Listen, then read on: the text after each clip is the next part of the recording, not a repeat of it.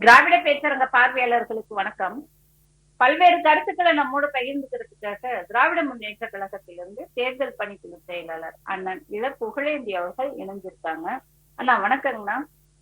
அனைவருக்கும் வணக்கம். கேளுங்கம்மா. நேற்று நிதியமைச்சர், ஒன்றிய அமைச்சகத்தோட நிதியமைச்சர் ஜிஎஸ்டி வரி சீர்திருத்தம் கொண்டு வந்திருக்காங்க. அந்த சீர்திருத்தம் குறித்து பிஜேபி காரங்களும் ரொம்ப மகிழ்ச்சியா கொண்டாடுறாங்க.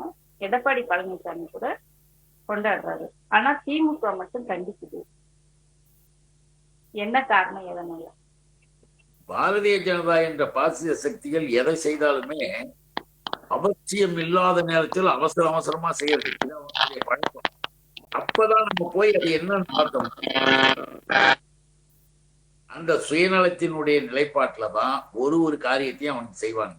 8 வருஷமா அதுதான் நம்ம திராவிட முன்னேற்ற கழக தலைவர் கேட்கிறாங்க. நம்ம சுயநலம்னு சொல்றீங்க, அவங்களுக்கு என்ன சுயநலம்? என்ன சுயநலம் அப்படின்னா, அவர்களை சுற்றி இருக்கிற கார்பரேட் கம்பெனிகளுக்கு எல்லா விதத்திலும் உதவிகரமாக இருக்க எல்லா வேலையும் செய்வாங்க. ஒன்னா நம்ம வெளியில இருந்து பார்த்தா தெரியாது. ஆனா ஒண்ணு நல்லா தெரிஞ்சுக்கணும்.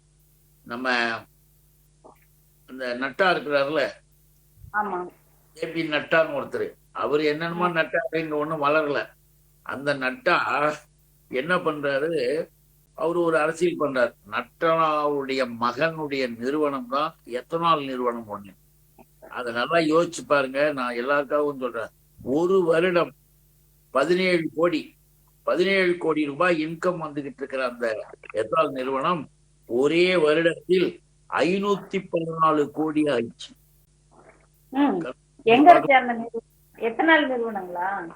எத்தனால் நிறுவனம் நட்டாவுடைய மகனுடைய நிறுவனம். ஒரு வருஷம் 17 கோடி இருந்தது அதனுடைய இது. அதுக்கு அடுத்த வருஷம் 514 கோடி ரூபாய். கண்ணா பின்னான்னு 17 வருடம் இருந்தது. என்னமா? எந்த வருடத்துல 17 கோடி இருந்தது? இப்ப எப்ப உயர்ந்தது கணக்கு? ஒரு வருடத்தில் அந்த கம்பெனி காட்டிருக்கிற நிறுவனம் காட்டிய கணக்கு 17 கோடி. அதுக்கு அடுத்த வருஷம் அதே நிறுவனம் காட்டுற கணக்கு 514 கோடி. இல்ல, எதுக்காக நான் இதை கேக்குறேன்னாக்க, இப்ப பிஜேபி ஆட்சிக்கு முன்னாடி 17 கோடி இருந்ததா, இல்ல ஆட்சி வந்ததுக்கு அப்புறம் 17 கோடி வந்த பிறகுதான் அவன் நிறுவனத்தையே தொடங்கினான். ஓஹோ. எத்தனால தொடங்கி அப்புறம் ஜம்ப் பண்ணி பறக்கலாம். செகண்ட் அது ஸ்டெப். எதுக்கு இதை சொல்றோம்னா, அவர்களுடைய நிலைப்பாடே அப்படித்தான். அவர்கள் இன்னும் கூட நீங்க பாத்தீங்கன்னா, நான் சொன்ன பாருங்க, இந்த ஜிஎஸ்டி விஷயத்துல ஏழை எளிய நடுத்தர குடும்ப மக்கள் அத்தனை பேரும் பாதிக்கப்பட்டார். டீ குடிக்கிறதுல இருந்து காப்பி குடிக்கிறதுல இருந்து எங்க போனாலும் ஜிஎஸ்டி 8 வருஷமா வச்சிருந்த.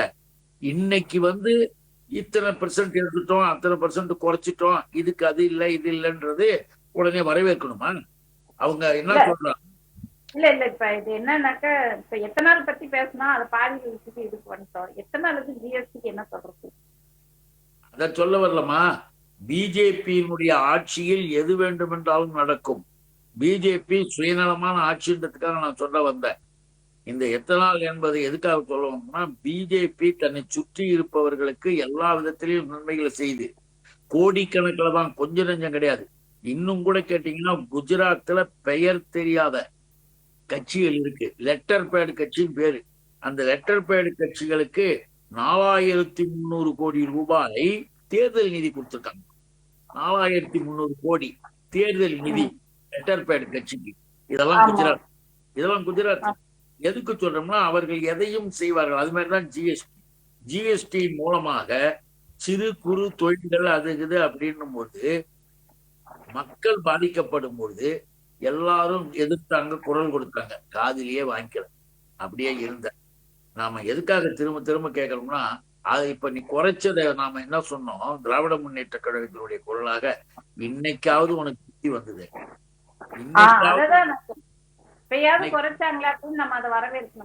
செஞ்சிய. ஏன்னா நீதான் 8 வருஷமா எங்க மக்களை போட்டு நாசப்படுத்தின. இன்னைக்கு ஏதோ ஒரு சுயநல காரணத்துக்காக, நாளைக்கு பீகார் தேர்தல் வரலாம், இங்க தேர்தல் வரும், அந்த தேர்தல் வர நேரத்துல நம்ம ஏதாவது பண்ணணும்ன்றதுக்காக, சுயநலத்திற்காக நீ இதை செஞ்சிருக்க தவிர மக்கள் நலனுக்காக செய்யல. இன்னும் நீ மக்கள் நலனுக்காக செய்யணும்னா ஜிஎஸ்டியை தூக்கிட்டு போலாம். ஆனா அந்த ஜிஎஸ்டியை வச்சுக்கிட்டு இவ்வளவு வேலைகளை நீ செய்து கொண்டிருக்கிறாய்.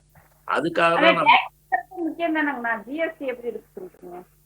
அப்படி இல்லம்மா, அதுக்குன்னு சில விதிமுறைகள் இருக்கு. ஏன் முன்னாலலாம் இல்லையா? இந்தியாவுல யாருமே ஆட்சி செய்யலையா? காங்கிரஸ் இருந்தது. நம்ம கூட்டணி நம்ம ஆட்சிகள்லாம் இல்லையா?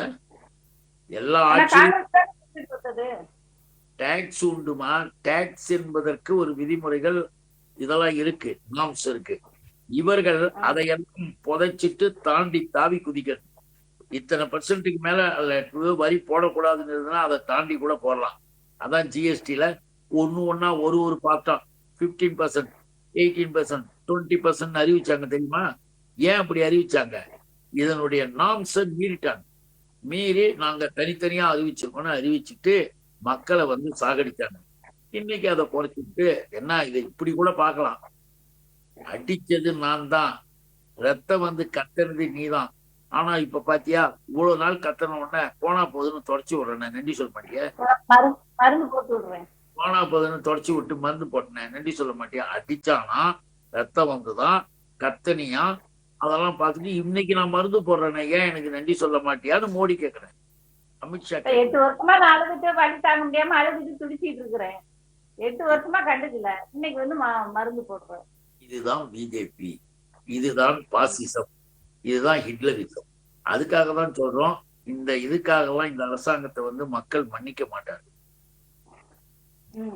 இப்ப இதுக்கு மேலேயாவது இந்த அரசாங்கம் தெரிஞ்சிருச்சு, மக்கள் விரோத போக்கு கடைபிடிக்க மாட்டாங்க அப்படின்னு நம்ம நம்பலாங்களா?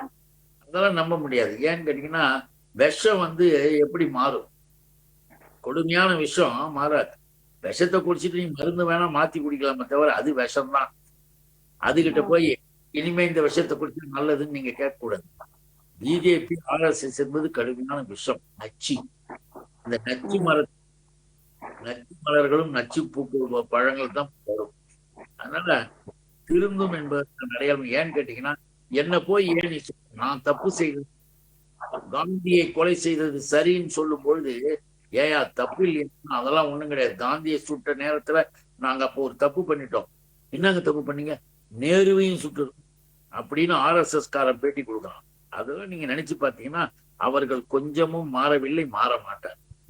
இல்ல, அதனால இவங்க கிட்ட இருந்து நன்மையே கிடைக்காதுன்றீங்க. அப்ப இந்த ஜிஎஸ்டி குறைப்ப நன்மையை தானே நம்ம பார்க்க முடியும். ஏற்கனவே தான் நான் சொன்னேன், அது என்ன நன்மை? எனக்காக நான் வந்து இப்போ உனக்கு ரத்தத்தை தொடச்சி விட்டேன், நாளைக்கு எனக்கு மறுபடியும் தேவைன்னா இன்னும் ஒரு கொட்டு வைப்பேன்.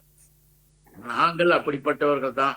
இன்னைக்கு இன்னும் கூட கேட்டீங்கன்னா ஒரு நல்லா தெரிஞ்சுங்க அவனுடைய புத்திக்கு, ரஷ்யாவுல கச்சா எண்ணெய் வந்து விலை குறைவுன்னா அரசாங்கம் வாங்கி நம்ம நாட்டுல பெட்ரோல் டீசல் விலையை குறைக்கலாம் இல்லையா?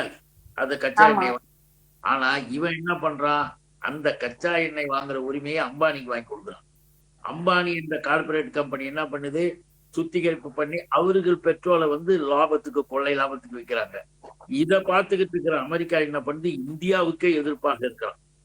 இந்தியாவுக்கு எதிர்ப்பா அவன் செய்ய போறது, அவன் போடுற டாக்ஸ்ல வந்து பாதிக்க போறது மக்கள். ஆனா இவன் செஞ்ச செயல்கள் எல்லாவற்றையும் பலன் பெற போவது அம்பானி குரூப். அப்ப என்ன அர்த்தம்? மோடிக்கோ அமித்ஷாவுக்கோ நாடு என்பதோ மக்கள் என்பதோ கவலையே கிடையாது.